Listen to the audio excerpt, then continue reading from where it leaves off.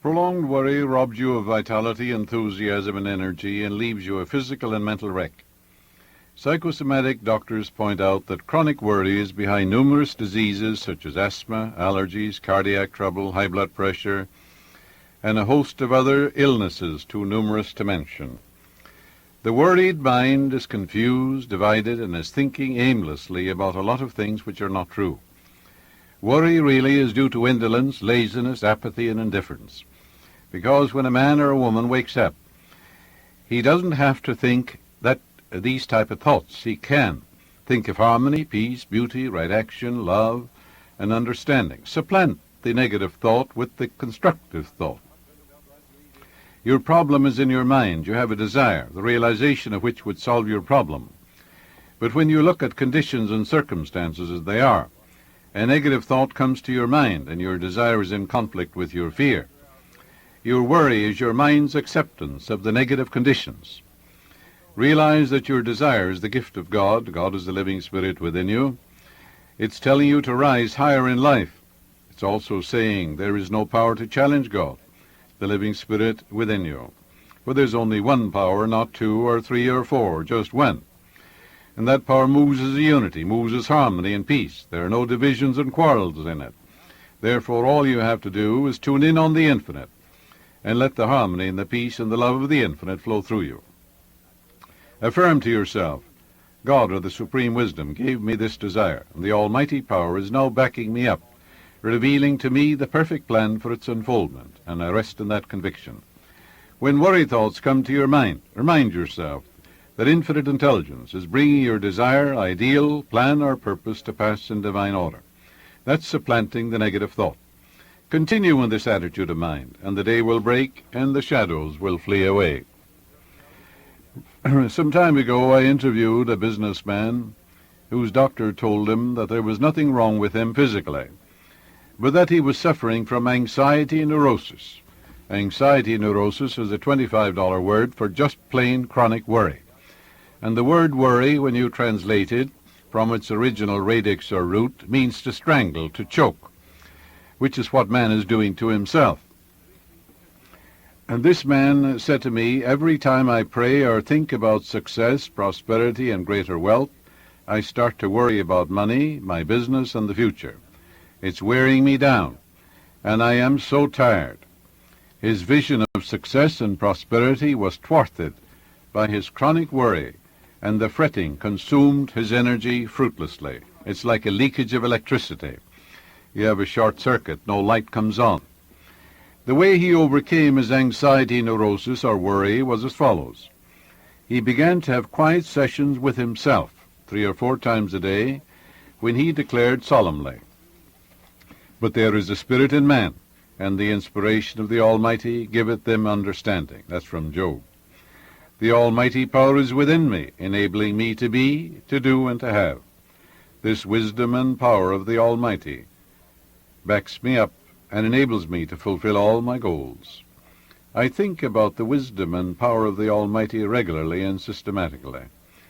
And I no longer think about obstacles, delays, impediments, and failure. I know that thinking constantly along this line builds up my faith and confidence, and increases my strength and poise. For God hath not given us the spirit of fear, but of power, and of love, and of a sound mind. As he continued to do this regularly and systematically, you know what happened. These truths enter into his conscious mind, and then the brain sends these healing vibrations all over his system. They go into his subconscious mind, and like spiritual penicillin, they destroy the bacteria of worry, fear, anxiety, and all these negative thoughts. In a month's time, he arrived at that awareness of the strength, power, and intelligence which were divinely implanted in him at his birth. He has conquered his worries by partaking of the spiritual medicine of the supreme wisdom and infinite intelligence locked in your subconscious depths. About a year ago, a distraught mother visited me, saying that she was terribly worried about her son in Vietnam. I gave her a specific prayer to use night and morning for herself and for her son. Subsequently, her son returned from Vietnam, He married and settled down, and she again came back to see me, just as worried as before. You see, she wasn't worried about the things she said she was worried about. She was just guilty of plain, downright laziness, apathy, indifference, sloppy thinking, because all she had to do was to tune in on the infinite, which lies stretched in smiling repose, and think godlike thoughts, and all the power of the Godhead flows through these godlike thoughts. In other words, think good and good follows, think evil and evil follows. When your thoughts are God's thoughts, God's power is with your thoughts of good. It's as simple as that. Therefore, that's discipline. That's a cleansing of the mind, like you cleanse out your own home and wash the windows if you don't keep your house clean. All sorts of pestiferous insects come in, the paint falls off of the wall, and all manner of things begin to happen. Because you have to keep cleaning the house, don't you? Well, the house is your mind. You have to keep constantly cleaning it, filling it with truths of God, which crowd out of the mind everything unlike God. She was worried during the second visit that her son may have married the wrong girl. However, she admitted that the girl was a wonderful wife. But she said all the time, I was so worried that their child might be born dead or crippled. But my daughter-in-law has given birth to a perfect child. The mother was then worried about a money shortage in her son's home. This woman was not really worried about what she thought she was worried about. Her actual difficulty was that she had an inward sense of insecurity, she was emotionally immature, and certainly spiritually immature. If she were spiritually immature, she would have sat down and blessed her son and the daughter, realizing God was guiding them, there was right action in their lives, and divine law and order governed them, and divine peace filled their soul, and that God was prospering them beyond their fondest dreams. How then could she be worried about them? If you're worried about your son, your daughter, your business, why don't you change that and say, why don't I bless my son, my daughter, my husband, my wife, my business? Why don't I pour out a benediction upon them? Why don't I claim what's true of God is true of them? Why don't I do it? Am I lazy, indolent, apathetic, listless? Am I a sloppy thinker? Do I have a dirty mind? Or am I willing to do that which is right? Therefore, if you are, you'll say, well, my husband, if you're worried about your husband, is God's man. The peace of God floods his mind. The love of God flows through him. He's divinely guided. Wherever he is, God is. He's in the secret place of the Most High, watched over by God and by God alone. How then could you be worried about your husband? So she was not worried about what she thought she was worried about. Her actual difficulty was that she had an inward sense of this insecurity which I mentioned, and was not in tune with the infinite. And with her own thoughts she could get in tune with the infinite any moment she wanted to. Therefore, isn't that laziness? While talking to her, I was able to show her that she was the creator of her own worries, and she thereupon replaced her inner sense of security with a real feeling of security. I wrote out a special prayer for her to use. Anyone can use it. Emerson says, nothing will give you peace but the triumph of principles, and that's true. Here is the prayer. He that dwelleth in the secret place of the Most High shall abide under the shadow of the Almighty. That's taken, of course, from the 91st Psalm, the great psalm of protection. I dwell in the secret place of the Most High. This is my own mind. All the thoughts entertained by me conform to harmony, peace, and goodwill. That's discipline. My mind is the dwelling place of happiness, joy, and a deep sense of security. All the thoughts that enter my mind contribute to my joy, peace, and general welfare. I live, move, and have my being in the atmosphere of good fellowship, love, and unity. All the people that dwell in my mind, the people that dwell in your mind are thoughts, ideas, images, feelings, emotional reactions, and so forth. All the people that dwell in my mind are God's children, meaning they're God's ideas. I am at peace in my mind with all the members of my family and with all mankind. The same good I wish for myself, I wish for my son and his family. I am living in the house of God now. I claim peace and happiness, for I know I dwell in the house of the Lord forever. She reiterated these truths frequently during the day, and these wonderful spiritual vibrations neutralized and obliterated the disease-soaked worry center in her subconscious mind, which is like a psychic wound, a festering traumatic wound. She discovered that there were spiritual reserves on which she could call to annihilate the negative thoughts. As she saturated her mind with these wonderful spiritual verities, she became possessed by a deep faith in all things good, and she is now living in the joyous expectancy of the best. A banker recently asked me to give him a simple practical prayer to overcome his anxiety or worry. I suggested that every morning before the day's work he be alone and identify himself mentally and emotionally with these truths. I live, move, and have my being in God, and God is the life principle in you, and you know very well you're alive. And God is the progenitor, the Father of all. So all religions of the world say our Father. And he said, God lives, moves, and has his being in me. You know, that's a wonderful prayer. Did you ever say to yourself, I am the temple of the living God. God lives in me. You know, that's one of the greatest prayers you can use. So he continued by saying, I'm immersed in the divine presence which surrounds me, enfolds me, and enwraps me. My mind is God's mind, for there's only one mind, and my spirit is the Spirit of God. This infinite being within me is the only presence and the only power.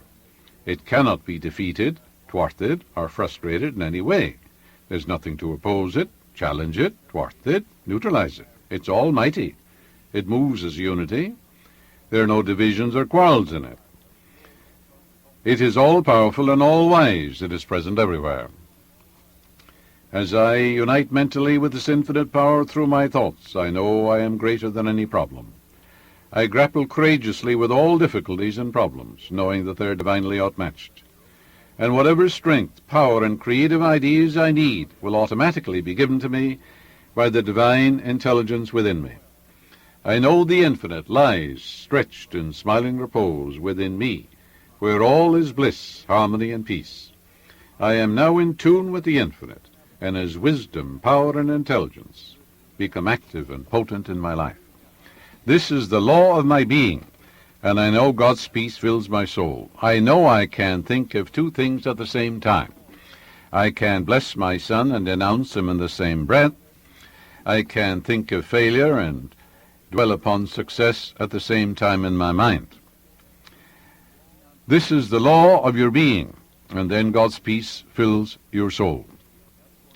This banker understood what he was doing and why he was doing it. He said to me, as I affirmed these truths, I imagine they are falling down from my conscious to my subconscious mind, and by a process of spiritual osmosis through every atom of my being. Every time I meet him in the bank, he tells me of some additional wonderful event in his life and those of his associates. He is calm, serene, poised, and balanced. He knows that the quiet mind gets things done. He knows you can't think of two things at the same time. He knows that prayer is discipline, that when a fear or worry thought comes to your mind, you supplant it. If a thought of anger comes, you can say, God's peace fills my soul. Do you shovel out the darkness in your own home? No, you turn on the light, don't you? And the light dissipates the darkness, like the sun dissipates the mist. And darkness is absence of light. All you have to do is turn on the light in your own mind. You can say, I dwell in the secret place of the Most High. I abide in the shadow of the Almighty. I will say of the Lord, He's my refuge, my fortress. My God, in Him will I trust. He covers me with His feathers, and under His wings shall I rest. The truth is my shield and buckler. Isn't that a wonderful thing to say? Isn't it a wonderful thing to affirm? Isn't it a marvelous thing to know? Isn't it a wonderful, wonderful thing to do? To practice it, then all the worry will go away. He could not fear his journey and bless his trip at the same moment. Therefore he had to supplant his worry with confidence and a sense of security. He began to bless himself and his car as follows. I am divinely guided in all my ways. Divine love goes before me, making straight, joyous, and perfect my way. My car is God's car. It is God's idea. Its creation came out of the one mind, common to all individual men. This guides me and directs me in all my movements. Divine law and order govern me in my driving, and I go from town to town, freely, joyously, and lovingly. I bless all other drivers on the road. I wish for them health, happiness, and peace, and right action. I am an ambassador of God. I know that all the parts of my car are God's ideas and are functioning perfectly. I am always poised, serene, and calm. I am always alert, alive, and quickened by the Holy Spirit. This love surrounds me and goes before me, making straight, joyous, and perfect my way. I am always surrounded by the sacred circle of God's eternal love, and divine love goes before me, making straight, joyous, and wonderful my way. During the past 3 years, he has had not an accident, and he has received no citations or traffic violation tickets. He began to fill his mind with these truths and crowded out of his mind all worry thoughts which had haunted him. He said, I made it a habit to use that prayer all the time I was on the road. I committed the whole thing to memory. It was not mumbo-jumbo. I knew what I was doing and why I was doing it. I knew I was implanting these ideas in my subconscious, and whatever is impressed in the subconscious comes forth as form, function, experience, and events. I also knew that the higher vibration of my spiritual thoughts would wipe out the lower vibration. This salesman is no longer worried or fearful. He knows that prayer changes things. This is discipline, of course. Prayer is a habit. It's a very good habit. How did you learn to walk? Didn't you... You made many attempts to walk across the floor. You fell down. You had a thought pattern. You began to move your legs and so forth. Gradually, it became second nature when you walked across the floor. In other words, if you repeat a thought pattern and act over and over again, after a while it becomes a second nature, which is the response of your subconscious mind to your conscious thinking and acting. And that's prayer too. I was in a drugstore in Detroit a few years ago. The pharmacist invited me to come back at the counter, where he showed me a sign over the prescription department. I will fear no evil, for thou art with me. That's from the 23rd Psalm. He added that his store had been robbed by gangsters 3 times, and he had been held up twice with a gun pointed at his head. Following is the essence of his conversation. I think of that sentence of the psalm, and it falls as a blessing on my mind. I have taken this infinite presence and power within me as my partner, and I claim many times during the day, the infinite intelligence within me is my higher self. It's my senior partner. This intelligence guides me and watches over me. His power and wisdom are instantly available to me. I am not alone. Now I feel secure, because I know God's circle of love surrounds the store, myself, and all my customers. I make this prayer a habit. I will fear no evil, for thou art with me. Thy rod and thy staff, they comfort me. Goodness and mercy follow me all the days of my life, for I dwell in the house of God forever. The house of God is your own mind. Your mind is where you walk and talk with God, for God is that supreme intelligence, that boundless wisdom within you. It's locked in your own subconscious depths. The pharmacist met the problem of anxiety and worry, and he overcame it. During the past 4 years, he's had no trouble and has prospered beyond his fondest dreams. He realized that his worry was irrational thought. It was due to downright laziness, and he became a straight-line thinker. Are you a straight-line thinker? Behold, I stand and knock at the door. If any man will hear my voice and open the door, I will come in and sup with him, and he with me. This is telling you that there is an infinite intelligence, a boundless wisdom, which men call God, knocking at the door of your heart. It opens with an inside latch, All you have to do is let it in and contact it with your thought. It will lift you up, heal you, inspire you, guide you, and open for you new doors of expression, and watch over you and sustain you. That's the presence and power that heals a cut on your finger, that if you burn yourself, it reduces the edema, gives you new skin and tissue. It's that which started your heartbeat and watches over when you're sound asleep. Now, it's just the same as if it were not there, except you use it. That's why I say worry is laziness. A school teacher told me that the way she overcomes all her worries is to take her worries apart. She holds them up to the light of reason, dissects them, and cuts them up into small pieces. She's a smart school teacher. And then she asks herself, are these real? Where do they come from? Do these worries have any power? Is there any principle behind them? With her cool, rational thought, she dismembers her worries and realizes they are shadows in her mind. Fallacious and illusionary. No reality, just shadows in the mind. And the shadow has no power, has it? Well, that's what worry is. It's a shadow in your mind. It has no reality, no principle behind it, no truth behind it. Her final summation is, imagine an educated school teacher like myself worrying about shadows which have no reality. She concludes by laughing her worries away. So these worries, what are they? Conglomeration of sinister shadows. I sent a friend of mine to see a heart specialist as he was worried that he had a bad heart. The specialist took a cardiogram and told him that his heart was normal, and that his only problem was that he suffered from emotional spasms and seemed to be unreasonably obsessed with the idea that he had a bad heart. The doctor told him that he should artfully and subtly instill in his mind the contents of the 27th Psalm until he let go of his false idea. In a few weeks' time, he broke the spasmodic grip. He practiced the great law of substitution by repeating the good idea over and over again until the mind lays hold of the truth which sets you free and serene. That takes a little work, but you can do it.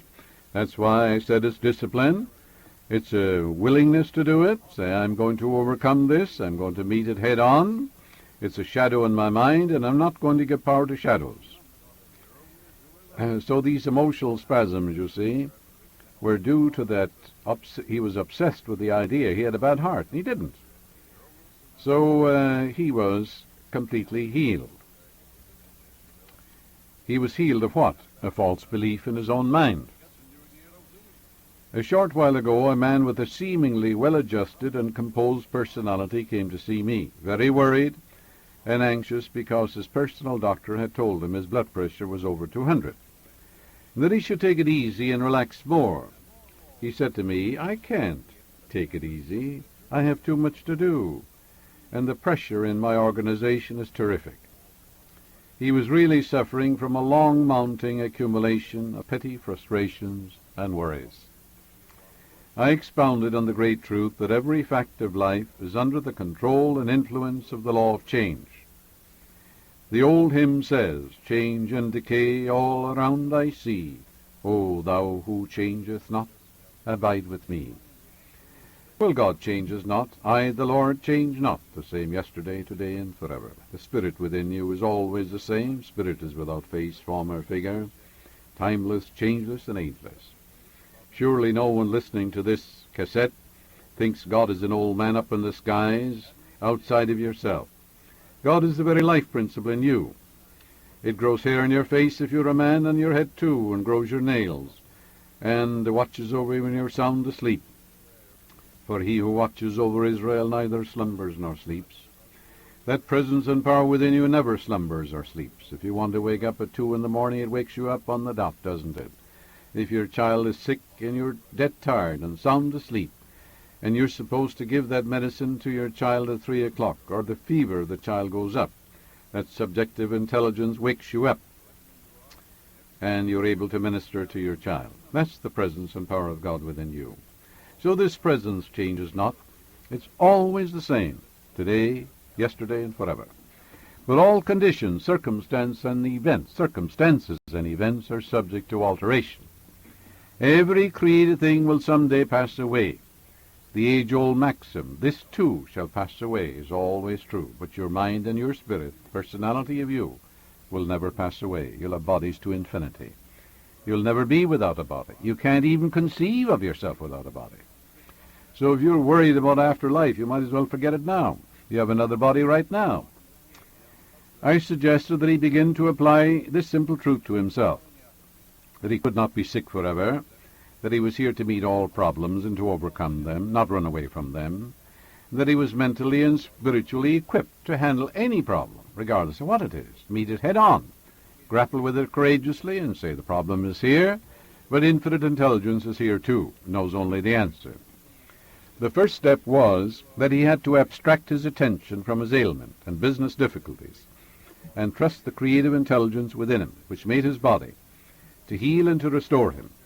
I gave him the following spiritual prescription to take in addition to the medicine which his doctor prescribed, accompanied with the suggestion that he was to assert absolutely and believe implicitly the following simple truths. Periodically during the day, I would draw my attention from the vexations and strifes of the world, and I return to the divine presence within me and commune with that creative intelligence within. I know I am nourished spiritually and mentally, and God's river of peace floods my mind. Infinite intelligence reveals to me the perfect solution and the perfect idea for every problem I meet. I reject the appearance of things, and I affirm the supremacy of the infinite presence and power within me. I am absorbed and engrossed in the great truth that infinite intelligence is guiding me, that divine right action reigns supreme. The miraculous healing presence is flowing through me now, permeating every atom of my being. His river of peace flows through my mind and heart, and I am relaxed, poised, serene, and calm. I know the divine presence which made me is now restoring me to wholeness and perfection, and I give thanks for the miraculous healing which is taking place now. By affirming regularly, many times a day in this manner, he succeeded in retrieving his senses from the annoyances and irritations of the day. And in a month's time, a medical checkup revealed normal blood pressure. He knew he was a gardener, depositing seeds in the garden, and he knew the seeds would grow after their kind. The best thing you could do is to deposit orchids in the garden of your mind. He discovered that his renewed mind restored his body to wholeness. When the strain and pressure of business tend to disturb him today, his motto is, "None of these things moves me." He has that on his desk. Do things disturb you? If you have no opinion, there is no suffering. You have no opinion about the headlines of the newspaper today. And where there is no opinion, there is no suffering. If the cucumber is bitter, don't eat it. If there are briars and brambles on the road you're traveling, avoid them. Tune in on the infinite. How then could you be disturbed? Aren't you disturbing yourself? Exalt divine wisdom in the midst of you. Say to yourself, I will lift up mine eyes unto the hills, from whence cometh my help.